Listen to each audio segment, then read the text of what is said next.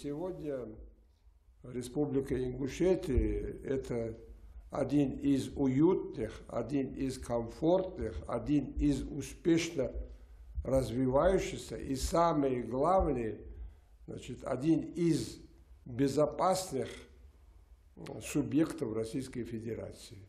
Это огромное достижение и Юнуспека Евкурова, его команды и, конечно, ингушского народа.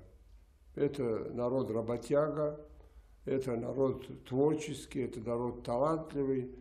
И я убежден, что 25-летие – это только начало новейшей истории ингушского народа и Республики Ингушетия, а впереди тысячелетие успешного развития ингушского народа вместе со всем российским народом.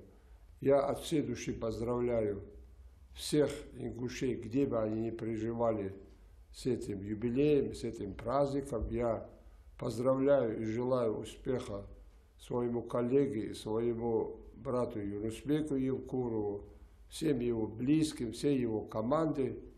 Долгих лет вам счастливой жизни.